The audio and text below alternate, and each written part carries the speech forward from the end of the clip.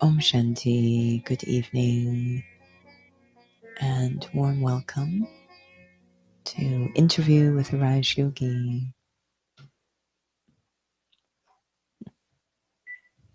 And as always, we'll just start with a short reflection.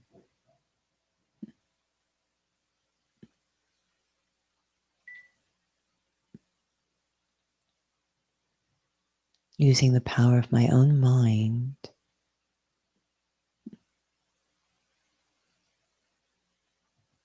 I bring my awareness completely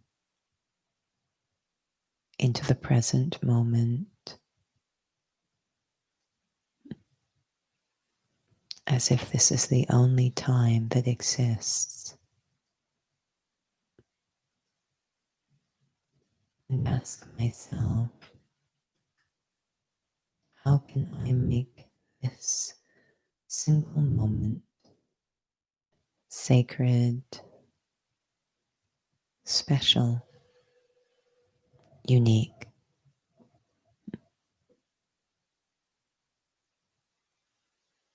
I could try to change things outside,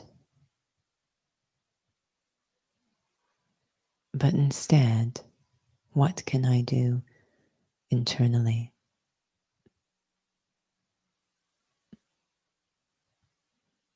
And I go right to the seed, myself, a very elevated experience of myself, completely free from the past. Just this moment,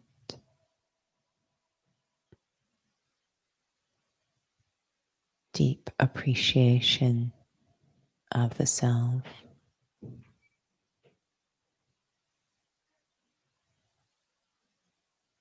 a sense of honoring the self,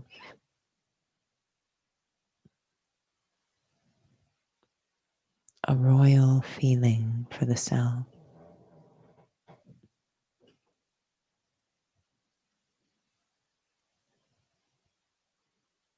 And if I can experience that deeply, this moment becomes special.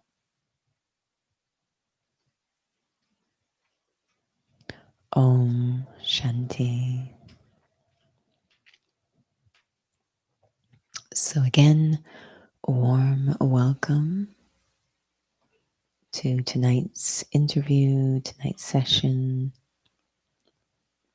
I know we have a topic. I just don't know what it is.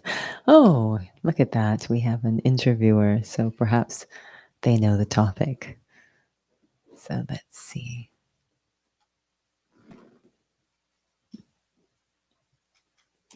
Good evening, Om Shanti.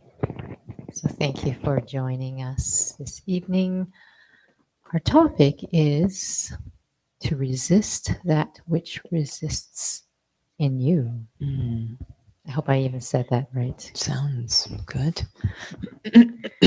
And so this is new news for the interviewer, but I didn't know that was a line in the scriptures.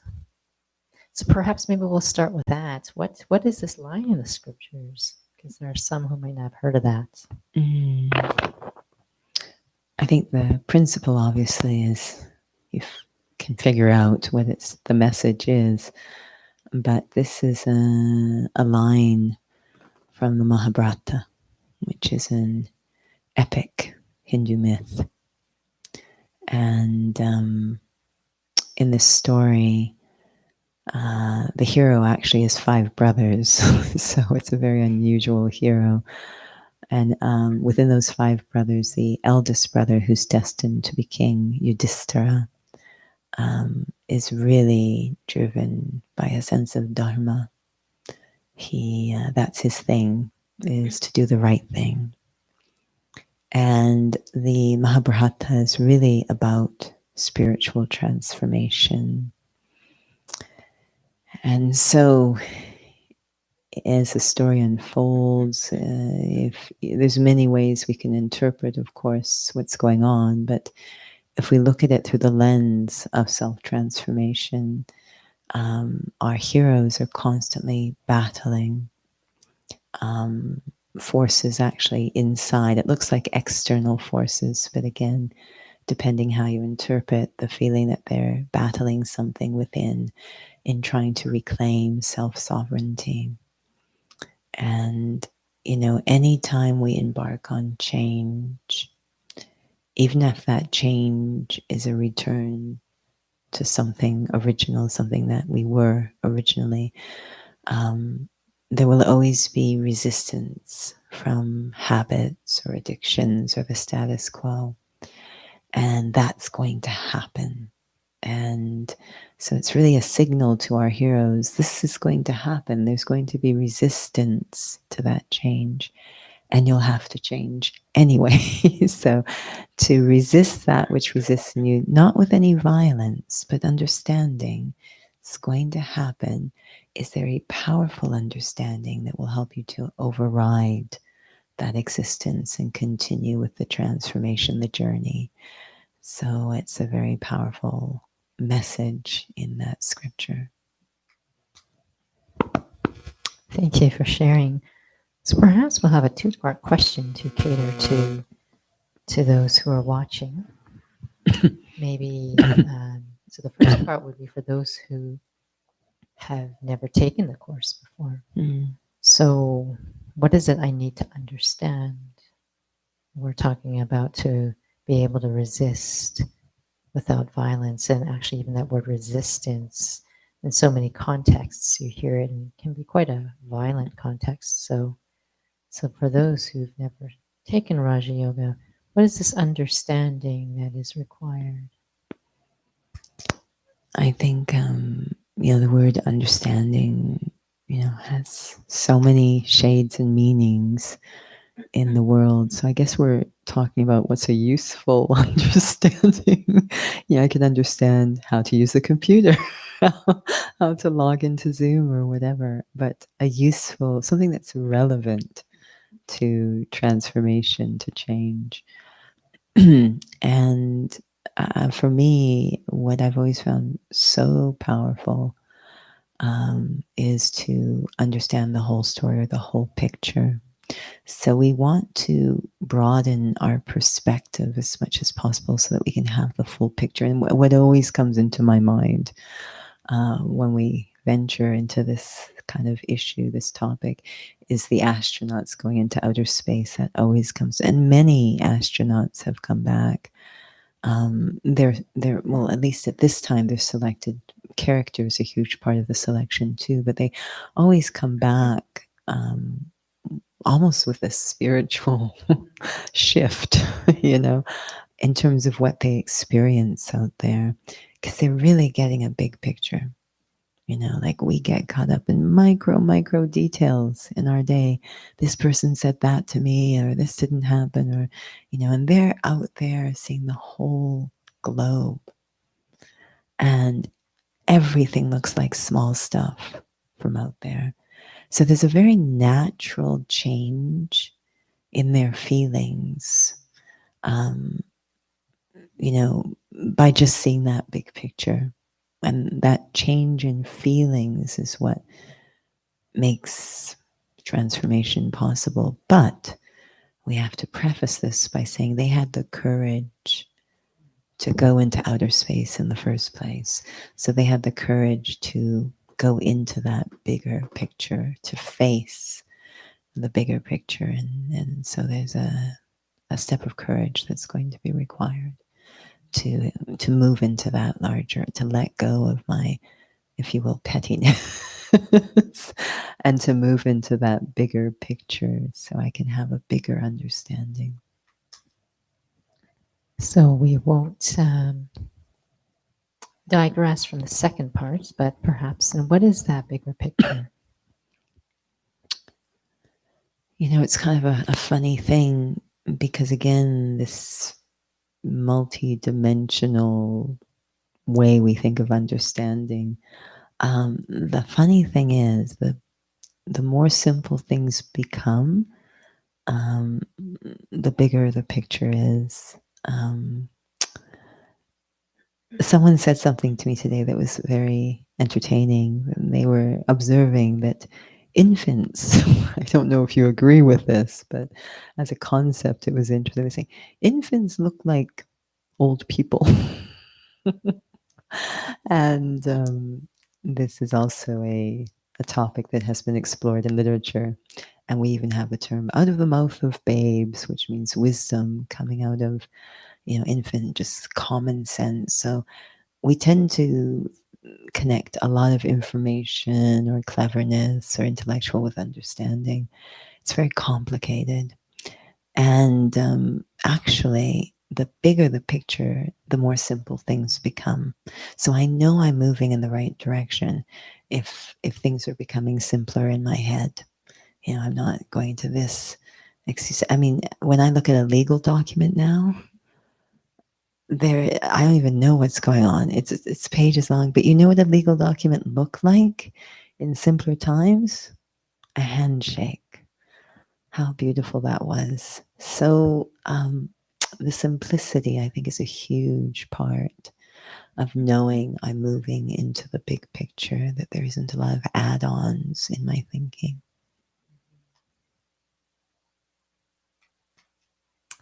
So then, for someone who has been studying Raja Yoga, one of the biggest things that they find that they are challenged with is that they get some very useful information to help them understand the bigger picture. But they find that they're challenged when they're in moments where it gets quite emotional or these old buttons start to flare.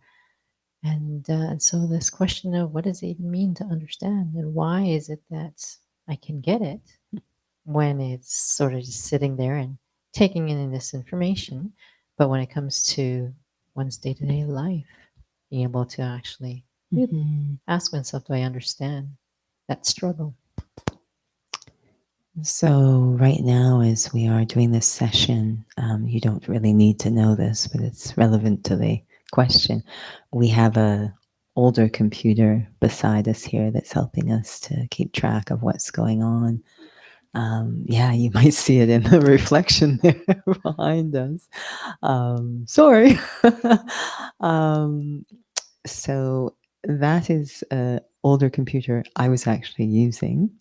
And I've noticed that whenever I get a new computer, which usually means more powerful, better tools, I've noticed that there's quite a delay before I actually start using the new computer. Even though it was purchased to make my life easier, it's better equipped.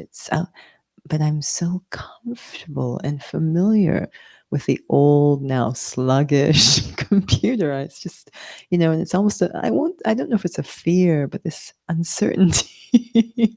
So even when I have better equipment, better tools to work with, I still keep using the old stuff because it's so familiar and I have such a relationship, almost attachment to it. And I think that's a big thing that happens when we're introduced to new ideas that actually might even be more effective, more powerful. We can even recognize, I certainly recognize when I get this new computer, this is better. This is going to make my life better. But there's this kind of difficulty in practically using it. I theoretically get that it's an improvement, but because I'm so familiar with using this other system. So in something like, say, Raj Yoga, where an idea is introduced, an awareness, a consciousness, an approach to life is introduced that I can even recognize, I can see how that would make my life better. But the actual practical, actually using um, it seems to take a little while because I'm so attached, familiar to the old way. Even though I recognize it all, on a practical level, it's so familiar to use this other operating system, this other awareness. So we have to just be very careful and honest and watch. It's okay if that's happening, but at least be aware that that's what's going on. Because very often souls will come and say, "Oh, yes, I love the course. I feel great when I meditate. It's wonderful." And the next thing you know, it's going to, but I've got this issue at work where Joe is just driving me crazy. He's totally not on the same page. He's not a peaceful soul. I don't know what to do. It's like, you sort of go, have you tried? Have you tried being soul conscious?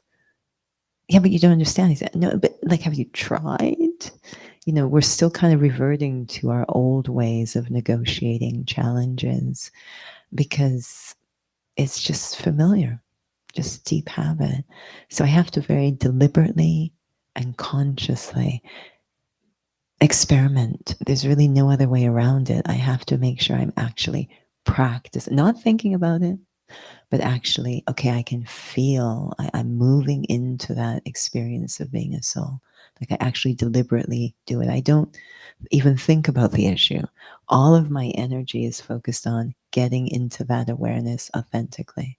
Because if you do, you will feel differently, and therefore you will approach the challenge differently. It probably won't even feel like a challenge anymore. You feel that we take the time to experience that. If I am not meaningfully experiencing that in, let's say, even in a seated position, you think you'd be able to just be able to do that, day to day life? Yeah, that's a very personal. I would never want to generalize as to what each one is doing, but I can only say that if we look at the example of Brahma Baba, and for myself, not that I'm in any way comparing my efforts are equal, but I've noticed for myself too. Um, it's it is a simple thing that we're being asked to do, but it's so different, and we're so addicted to doing something else. It does take a lot of practice. Um, And it's back to that resist that which resists in you. There's a lot internally, believe it or not, that doesn't want me to practice this. Um, so there's a lot of resistance to really doing it. I know this sounds strange, but these resistance forces inside will allow me to believe I'm doing it. They'll allow me that, but they won't actually allow me to do it. And so I have to be very aware that that's a possibility and to not be deceived. To just have the thought, even as you're sitting here now, to just have the thought, I'm a soul. It's so easy. So easy to have that thought, I'm a soul. I don't feel anything different. Like I don't feel, but I can think it or say it very, very easily. I should never confuse thinking or saying it with actually experiencing it, because the actual experience is mind blowing in terms of the reframing of oneself. There are major implications to experiencing yourself to be a soul. So one should be able actually to list what that implies.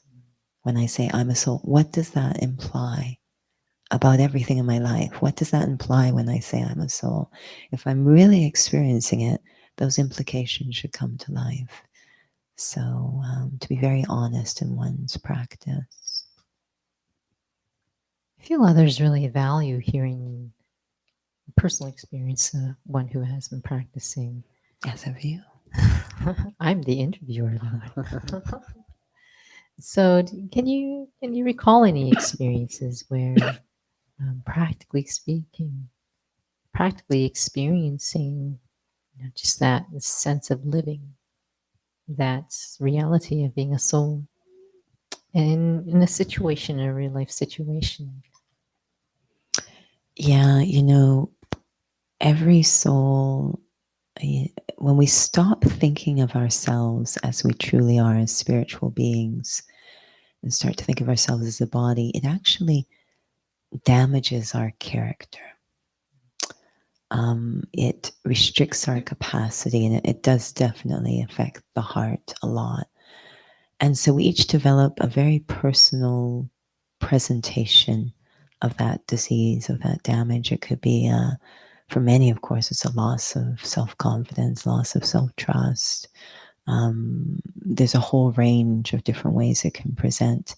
And I call that sort of your Achilles heel, that over and over you'll notice that the same things bother you, the same things challenge you. It doesn't seem to bother somebody else, but it bothers you. You'll notice this happening over and over. It's kind of your own little storyline with body consciousness. And so for me, when I ask that question, it seems I'm always thinking of the same situations that have come up, which have challenged where that presentation, and it's it's always the same scenarios. So I'm thinking of those right now where I literally am asked to do something that is so, I'm literally like, I don't know how I'm going to do this. Like, I think I might die. Like, it just seems so overwhelming. Like, I really don't know how it's going to happen. Like, I have no idea. There's no amount of preparation that can overcome the emotional backlash going on. I really don't know how I'm going to survive. And I kind of appreciate those moments. I know it sounds pretty horrific, but I appreciate it because it forces me. It forces me to use spirituality. I have no other recourse. Nothing else is going to help me. I'm going to interject Yeah. because what many of the situations she's talking about is that she's in the forefront of performance, in front of audiences, and just so Mhm. they're wondering, what do you mean by this horrific experience? And I'm wondering, what are you talking about?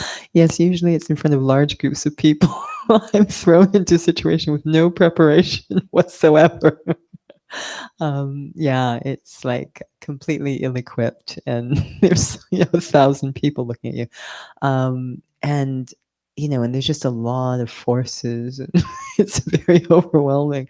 And at that moment, all the only recourse I have, because I have to do it, the only recourse I have is spirituality. There's really nothing else that can help me. There's there's no plan. There's nothing.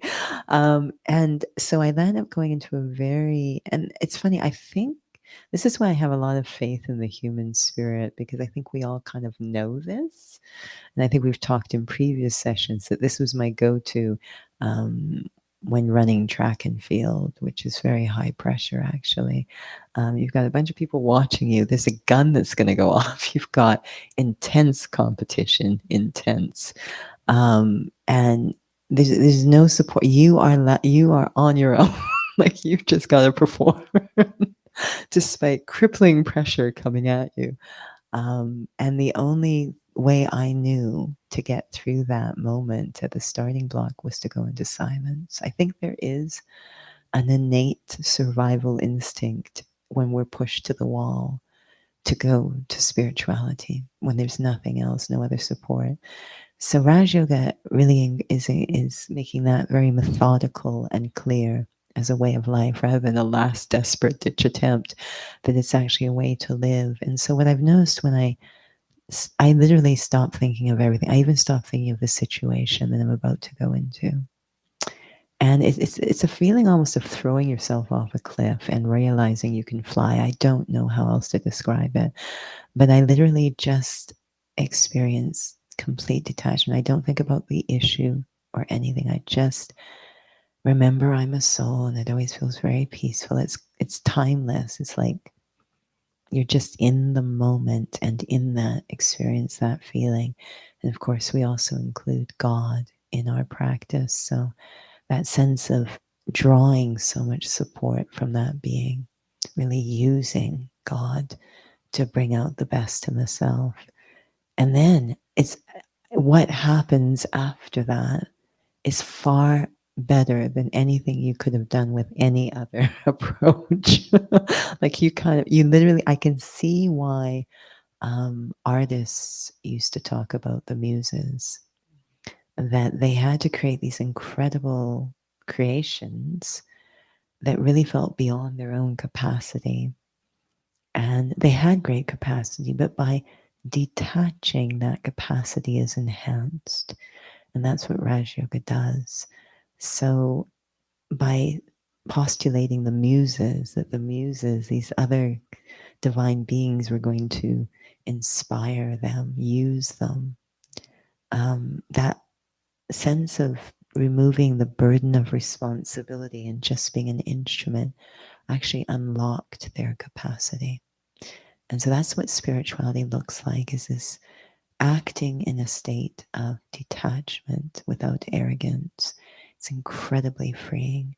And then our full capacity is unlocked. I get this feeling as if souls are having to realize that maybe it is a loaded word, Mm, resist that mm, which resists in you. And perhaps from what you're sharing from your experiences, that resisting that I'm experiencing mm, is not a wall, mm, is not a sense of suppression, which spirituality often has that kind of reputation. Perhaps maybe things we've tried in the past, perhaps a lot of misperceptions and understandings and endeavors we've gone into. But it sounds like from what you're sharing that resistance is a different experience inside. yeah, it's, I often connect it to release. You know, it's everything's kind of upside down in spirituality, or maybe we're upside down in spirituality, puts us right side up.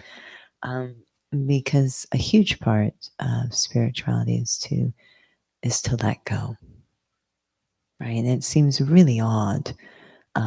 It's such a delicious feeling, you know, when you, especially when you feel really stressed and tense. Oh gosh, you know, I just would like to let go. And the fact that we would not give ourselves permission to do that, that the resistance forces are keeping us attached to something that we can clearly see is just causing stress. And I think what happens is we don't quite understand how to let go and still do, right? Which is the essence of the Gita, is how to act without attachment.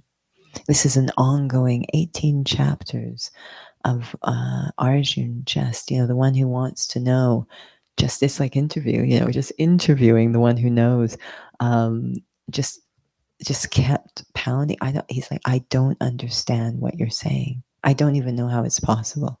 I don't get it. And he just has to keep repeating himself that, you know, yes, you must act, but without any desire, with that sense of freedom, that detachment. And you know, it's entirely possible. It's how children operate, actually. It's why they're so creative and free. So of course it's possible. We were once children. And so it's kind of returning to a very pure state where that way of operating is natural. You know, the idea that we would draw a picture and really not care what anyone thinks of it. How freeing that is. I don't stop drawing. You know, some people, it's like they stop doing the things they love because what they feel the only way I can do. There's always ego whenever I try to do them. Well, it's possible to do them without ego, but it requires that you have a very, very full degree of self respect and like you be in a certain stage. So that resistance is actually a wall between me and, you know, very benevolent experiences. And the fact that we would sabotage ourselves this way is kind of interesting. So I'm trying to release internal oppression, if you will. Yeah. Now, before we ask the next question, just wanted to invite others. If you have questions, please feel free to Mm-hmm. enter them to the chat box. And the other option, of course, is to email the center. And we'll certainly address your questions if you have topics that you'd like us to address. Once again, please send them to us. But just hearing from what Judy is sharing, it really feels like one really has to get a meaningful handle on the experience of being a soul. Mm-hmm. Like to really be honest of what that experience is like. So when you were saying experience, I was, versus thinking, I was feeling like I need to live.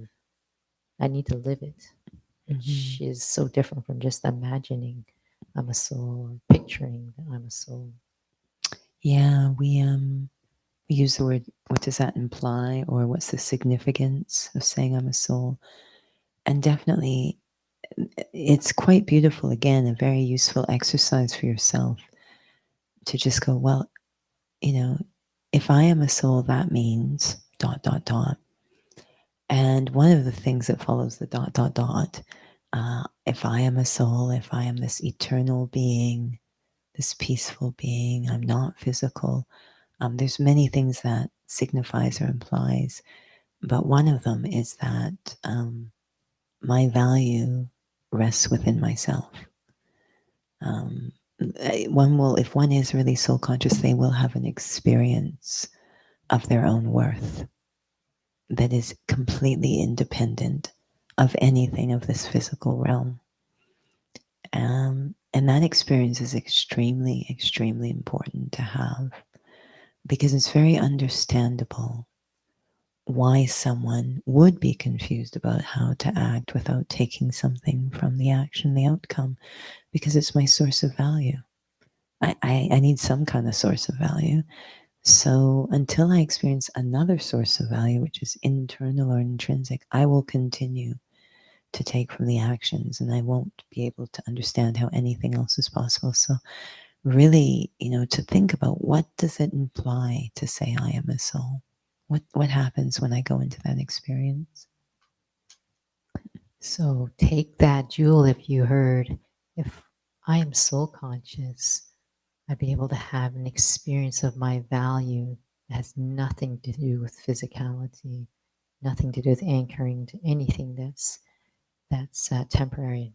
If anything, if that inspires you to be able to go deep into that in a real way, um, by all means, please keep practicing. I think we might be coming to a place where it'd be nice to have a meaningful experience for souls. And so perhaps if there's anything else that comes up, please put it into the chat box. But thank you for joining. I guess we'll see what our next topic is, but it's nice to have a little bit of time to have that reflection that's much deserved to experience what that feels like.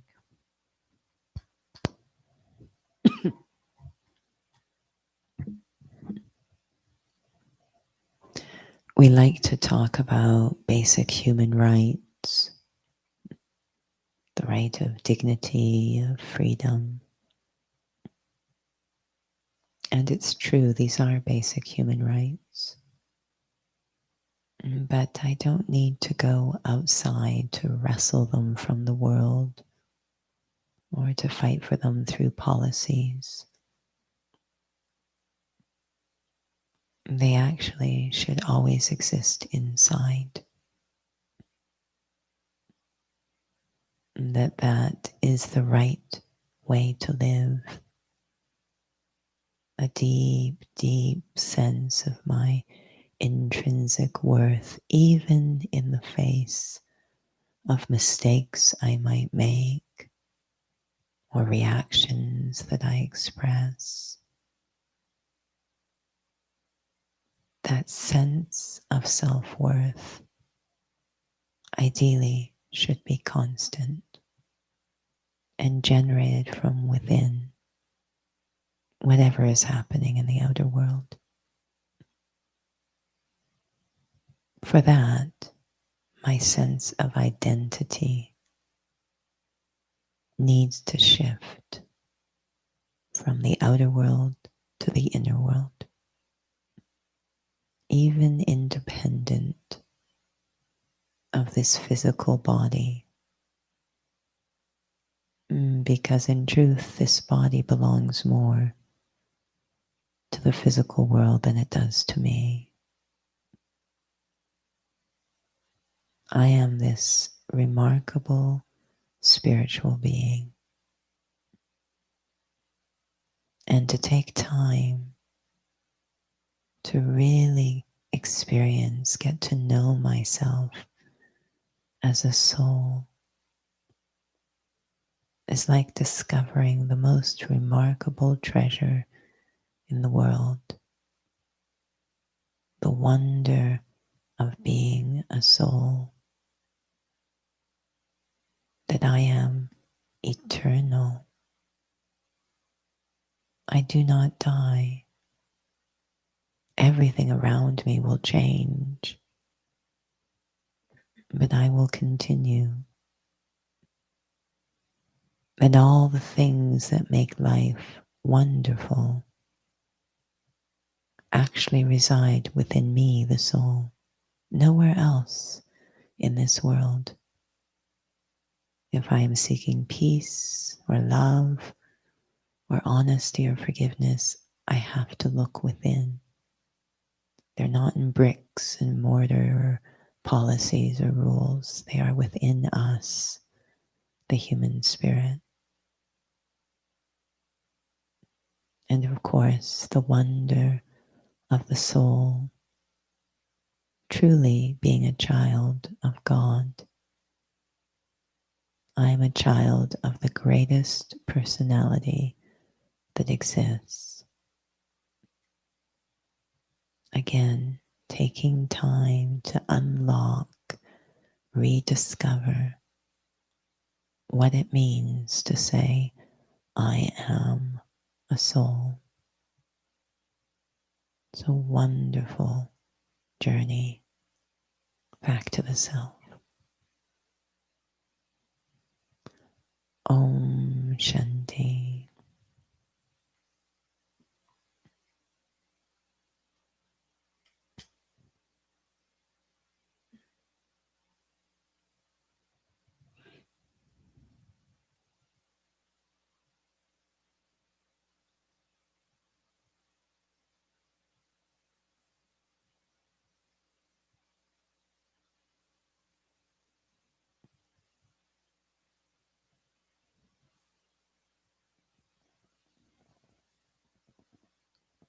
Warm appreciation for those joining us this evening. Mm-hmm. And perhaps I will ask Judy to share the next sessions coming up later this week Mm-hmm. while I recede out of the screen. And we will thank our interviewer before she runs away and our for interviewee excellent questions. for me putting her on the spot. So thank you. So we have our next public sessions, drop-in sessions on Thursday. So the 6:45 experience, where we tend to explore spirituality, soul consciousness. And then 7:35 to 8:15 on Thursdays is Raj Yoga Essentials. And our thought is to start to orient that around a theme as well, a topic as well, so that it's very relevant, personally relevant, and kind of break it down, bring it down to a simple way of structuring the information, so around a single topic. So that might make more sense if you actually join us that evening. But you're warmly welcome to that. And of course, again, big thanks for joining us for this session. Until we meet again, Om Shanti.